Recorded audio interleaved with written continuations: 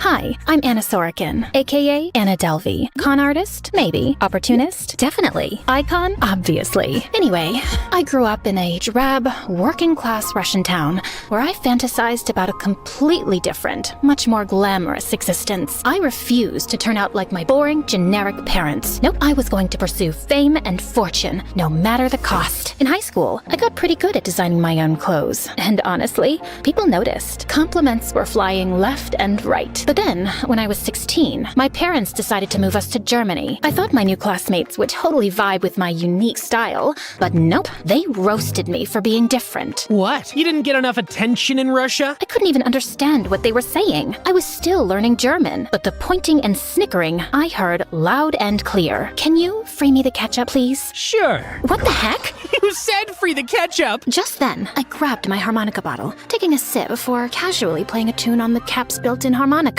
I wasn't even thinking about it, just something I did. But suddenly, all eyes were on me. Wait, what was that? What was what? The bottle. You played it like a harmonica. Oh, yeah. It's a water bottle and a harmonica, obviously. That's insane! I need one. By the next week, I had ordered a few bottles for them from Amazon. They acted all grateful. For a while, I thought, maybe this is it. Maybe they'll start being nice to me. Then, a few days later... So, there aren't any left from the ones you gave us? Can I have yours? It's for my sister. I hesitated, but handed it over, thinking this has to be a turning point. Spoiler alert, it wasn't. They stayed mean. By the way, grab your harmonica bottle from the link in the description, guys. I was holding back tears. No way could I let them see me cry. They'd tear me apart. So I bolted to the bathroom and let it all out. But as I sat there, staring at the same ugly black loafers peeking out from the stalls, it hit me. They're the ones who have it all wrong. Just small-town chic with zero taste. Me? I had the big dreams. They didn't hate me. They were just jealous. When I was 18, I was accepted into the prestigious Central St. Martin's Art School in London. But my first class was boring. The professor had no charisma, no sense of style, and his voice sounded like listening to paint dry. I can't take it. How do you expect anyone to learn anything when you're more dull than the subject matter? Everyone stopped and stared at me, dumbfounded. I didn't belong here either. Russia was too drab, London too stuffy. It was time to go to a place where people weren't afraid to stand out from the crowd.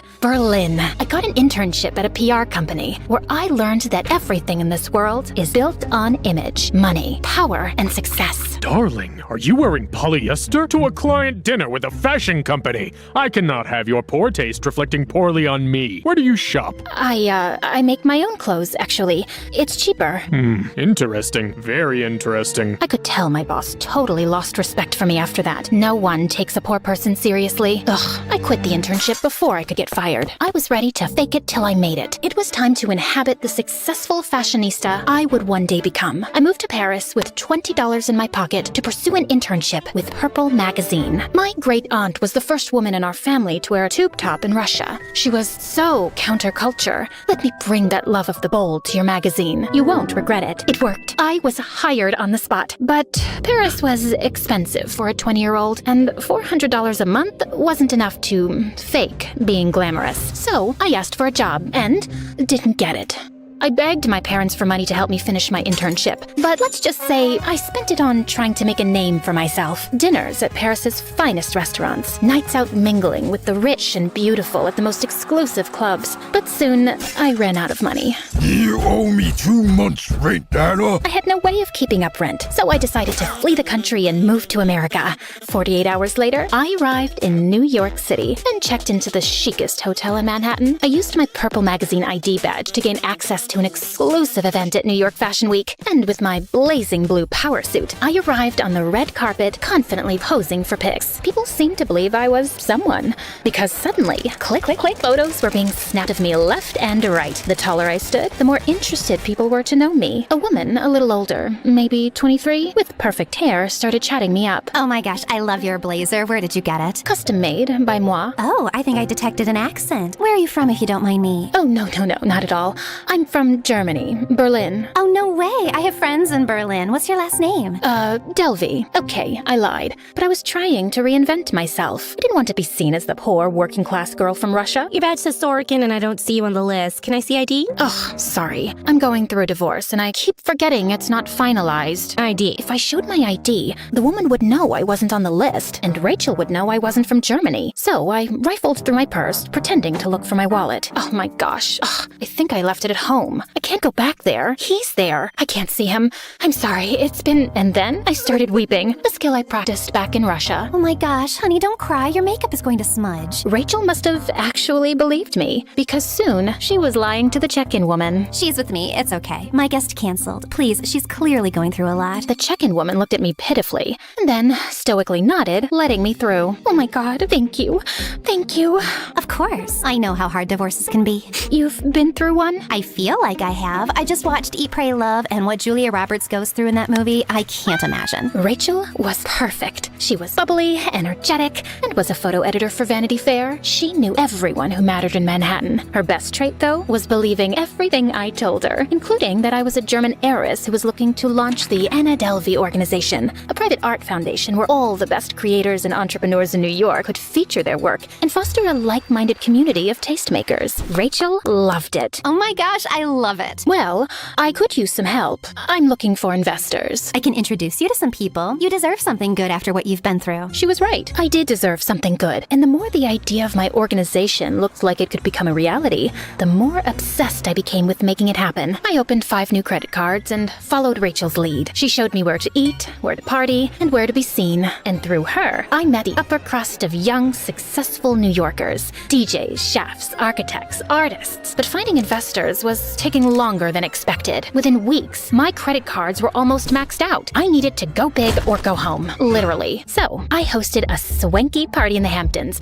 and invited the wealthiest people I knew. But on the day of the party, there was a slight hiccup. What do you mean your credit card isn't working? My ex-husband must have accidentally canceled it or something.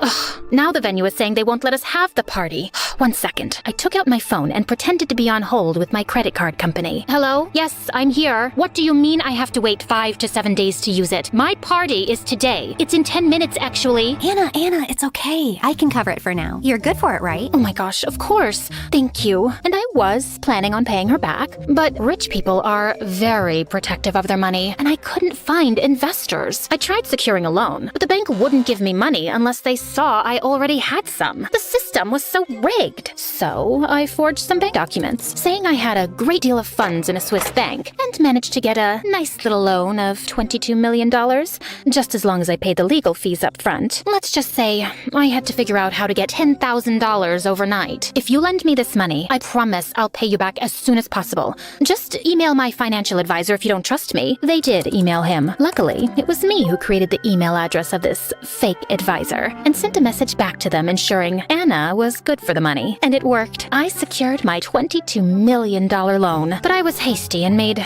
one fatal error. I accidentally told the bank I was born in Germany, even though my passport said Russia. I couldn't even keep up with my own lies. So the bank pulled my loan, and I was back at square one. Instead of bailing, I decided to go bigger, to create a reputation no one could ignore. I checked into a fancy hotel in Soho, bought an entirely new wardrobe, changed my hairdo, and started seeing a personal trainer named Casey. I also befriended the concierge at her hotel. Neff. You know Neff. Me and you aren't that different. I once knew what it was like to be close to the wealthy, but unable to reach them. I thought you were an heiress. Oh, well, it's complicated.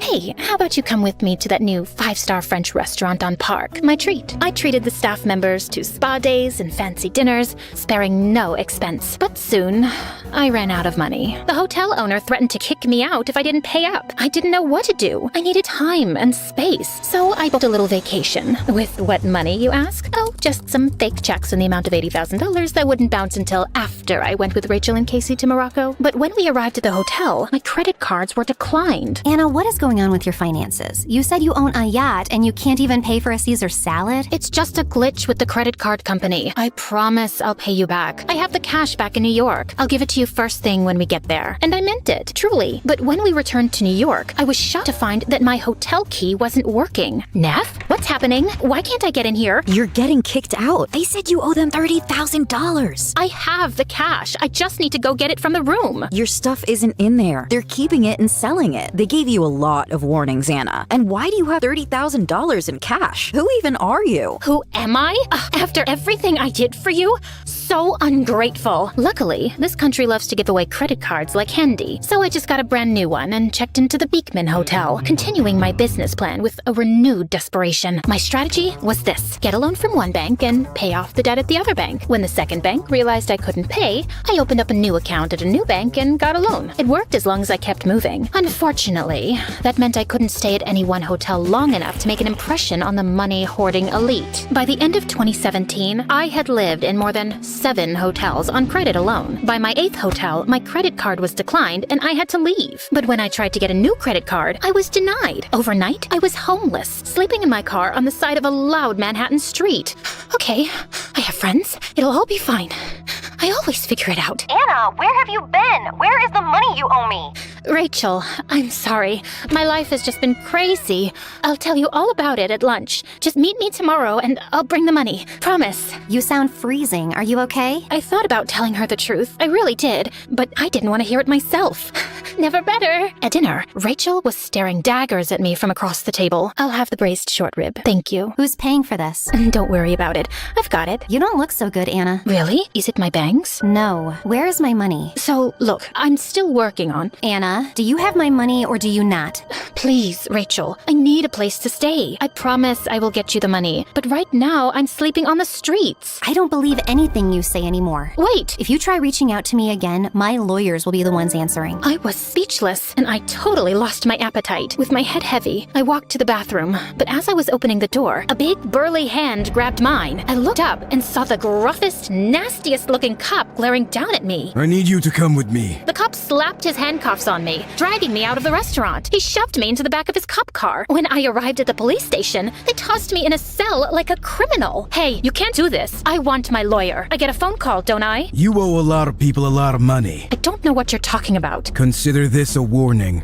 You're gonna spend the night for attempting to dine and dash. What? And if you don't pay your debts within 30 days, the FBI is coming for you. 4 hotels are threatening to sue, 6 restaurants, 4 clubs. Should I go on? I think I might have growled at him. He slammed the metal bar doors. At least I had a place to sleep for the night, I guess. Ugh, this sucked. I had to admit it. I had failed. The next morning, I decided to cut my losses and leave New York City. But as I was taking the subway to the airport, an advertisement caught my eye for a fancy rehabilitation center in Los Angeles, like the place celebs would go to. I Googled it, and it was totally that place. It was like a sign from above telling me what to do next. I needed to go to Malibu for rehab, so I booked a ticket with my credit card and arrived at the beautiful beach resort. But a month later, the rehab said my credit cards weren't working and gave me the boot. You're just going to kick me to the streets? What kind of rehabilitation place is this? I didn't even meet any celebrities there, and none of the rich people would invest in my foundation. The whole thing was a flop. As I watched the waves crash into the shore, I felt empty. Maybe it was time to admit I'd never win this game. It was rigged in favor of the rich, and I'd always be just poor. I was all alone with nothing. Tears started pouring out of me, and then I got a phone call. Rachel? Anna, I'm sorry I abandoned you and said such horrible things. I heard you're not in a very good place. Can we meet for lunch? I want to make it up to you. I was actually relieved to hear someone's familiar voice, but still livid, obviously. I don't know. You treated me very cruelly, but I guess one lunch couldn't hurt. Great. Meet me at the 5-star sushi spot you love. See you tomorrow night. Wait, tomorrow night? I was in Los Angeles, but I had no one else to turn to and nowhere else to go. And maybe this would be my chance to start over the right way. So I took a cab to the airport and bought a red-eye to New York. On the plane, I made a list of all the ethical ways I would try to achieve my dream. Hey,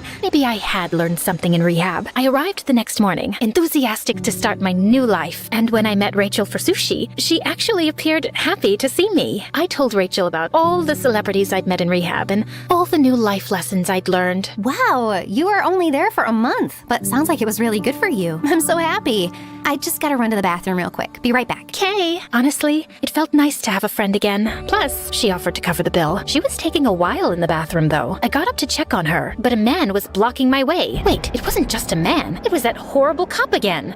Excuse me? Ma'am, I'm gonna need you to come with me. Ma'am? You're under arrest for failing to pay over $150,000 in debt to credit card companies, hotels, and your peers. You have committed a federal offense. Anything you do or say will be held. The officer slapped slapped handcuffs on my wrist and kept reading me my rights. I was so caught off guard. On my way out, I saw Rachel emerge from the bathroom, smirking. Rachel, help me. Tell them they're wrong. Anna, I'm the one who called them. I did some digging, and I know you were never married. And I know you're not an heiress. And I don't know what else you've been lying about, but I know this for sure. You're a crook and a fraud. Traitor! The cops dragged me out of the restaurant in front of celebrity diners, fashion designers, models, all of the people I had spent years trying to impress. Everyone was staring. It was humiliating. And outside the restaurant, the scene was even more chaotic. Paparazzi were snapping photos left and right. Apparently, Rachel had gone to the press with a juicy story about a fake heiress. I was devastated until I came to a realization. People were taking my photos. They were looking at me. When I got to the police station, I saw my story being televised on primetime news. Anna Delvey, a self-proclaimed socialite and heiress from Germany, swindled her way through New York City. She is now standing trial for her crimes. Rachel didn't realize it, but she had finally gotten people to pay attention to me. I started bursting out laughing.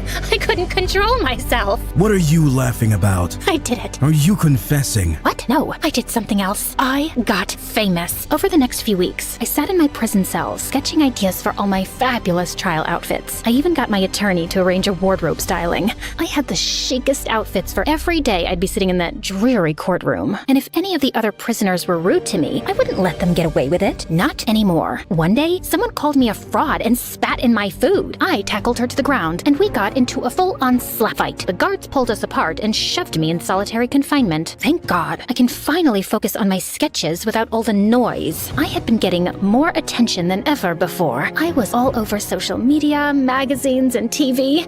The fake heiress, the chic scam artist, the sly socialite. There was even an Instagram dedicated to my courtroom outfits. When a reporter asked if I felt guilty, I simply said, I'd be lying to you and everyone else and to myself if I said I was sorry for anything. I'm just a girl from a poor family who wanted the American dream. Some people get handed money when they're born. Not me. Why should the rich get all the opportunities? I didn't hurt anyone. I just wanted more for myself. And I meant it. What was the point in lying? I had done that enough. I was tired of it. After 2 days of jury deliberation, the verdict was announced. I was on the edge of my seat. Anna Sorokin, aka Delvey, is charged with 2 attempts of grand larceny, larceny in the 2nd degree, and theft of services, and sentenced to 4 to 12 years in prison. 4 to 12 years? I thought only murderers got that kind of time. I guess I'd have to make it worth it. I spent my prison sentence keeping to myself and writing my biography about the fake heiress who went to prison. It was a compelling story after all, and Netflix agreed. While I was in jail, they paid me almost $500,000 to consult on a television show about my life. 2 years later, in 2022,